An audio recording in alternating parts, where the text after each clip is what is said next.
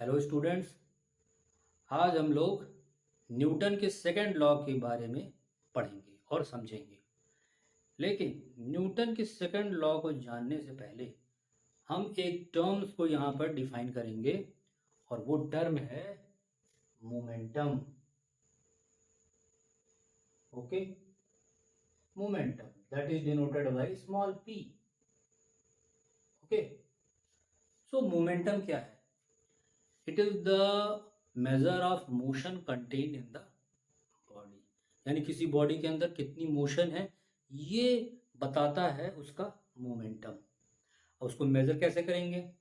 Major करने के लिए हम लोग लिखते हैं momentum is the product of mass and velocity, यानी कि momentum is directly proportional to the mass and momentum is directly proportional to the velocity.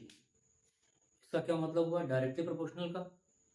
अगर मास आपका ज़्यादा है तो मोमेंटम भी ज़्यादा होगा। मतलब जैसे फॉर एग्जांपल एक शीशे का टेबल है आपके सामने और आपने 1 kg का एक मास ऊपर से गिराया नीचे, ठीक? वो ज़्यादा इम्पैक्ट करेगा या आपने 2 ग्राम का ऑब्जेक्ट ऊपर से उस टेबल पे गिराया? निश्चित रूप से 1 kg मास वाला जो बॉडी है वो उस टेबल को ज़्यादा नुकसान पहुंचा सकता है। इसका मतलब मास के ऊपर मोमेंटम हमारा डिपेंड करता है, वो ज़्यादा इम्पैक्ट देगा। दूसरा यहाँ पर वेलोसिटी।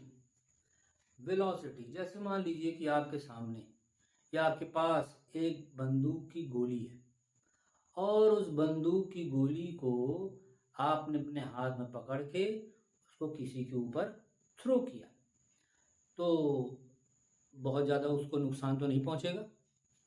लेकिन अगर उसी गोली को आपने पिस्टल में भर के और उसको फायर किया तो वो सामने वाले का जो है जान भी ले सकता है ना?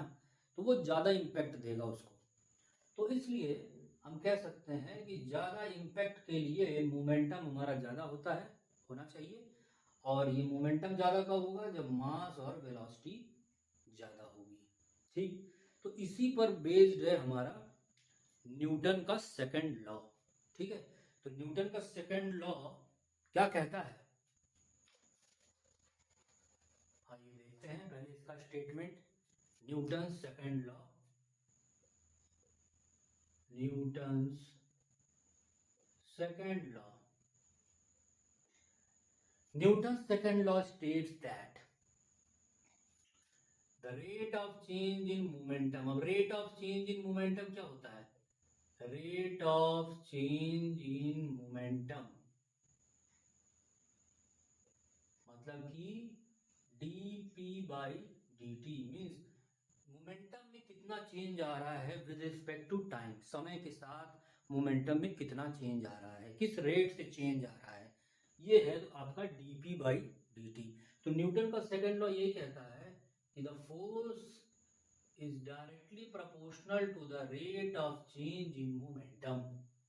ओके, मीन्स आप जितना ज़्यादा फोर्स किसी बॉडी के ऊपर लगाएंगे उसके मोमेंटम में उतना ही तेजी से परिवर्तन आएगा। या दूसरे शब्दों में कह सकते हैं कि अगर हमें ज़्यादा rate of change in momentum चाहिए तो हमें मोर फोर्स अप्लाई करना पड़ेगा, ठीक है? तो यहाँ से हम देख सकते हैं कि क्या रिलेशन बन के आ रहा है। Force is directly proportional to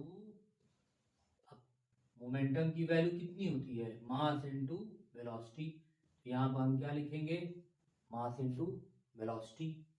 but mass तो हमारा कांस्टेंट होता है तो हम इसको इस डिफरेंशिएशन के पहले लिख लेंगे।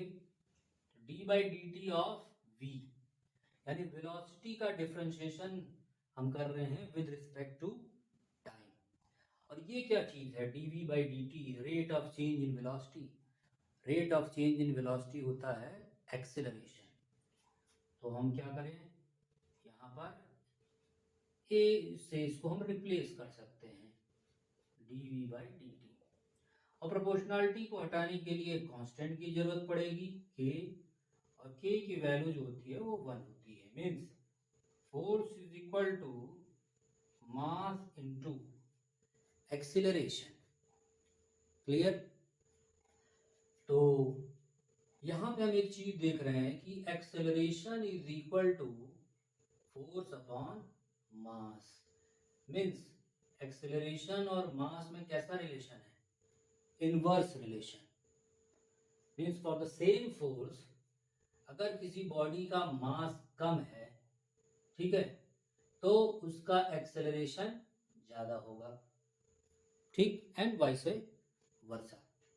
अच्छा, यहां पर एक चीज और हमको देखनी चाहिए कि फोर्स बराबर होता है मास इनटू एक्सेलरेशन। तो इसकी यूनिट क्या बनेगी यहाँ पर? मास की केजी और एक्सेलरेशन की metre per second square. Means KG metre per second square.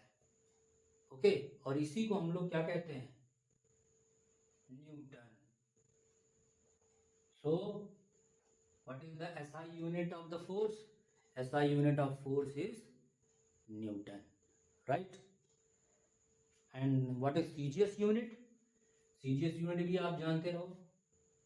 SI unit हो गया हमारा न्यूटन, और सीजीएस यूनिट है फोर्स की, वो है dyne. Okay, and 1 Newton is equal to 10 to the power 5 dyne. ये दोनों में रिलेशन होता है। ओके, सो आई होप आप लोगों को ये क्लियर हो गया। आज आपने जो है न्यूटन का सेकंड लॉ भी समझा, मोमेंटम भी समझा, और ये relation force is equal to mass into acceleration कैसे आता है ये भी आप लोगों ने समझा। Okay, thank you very much.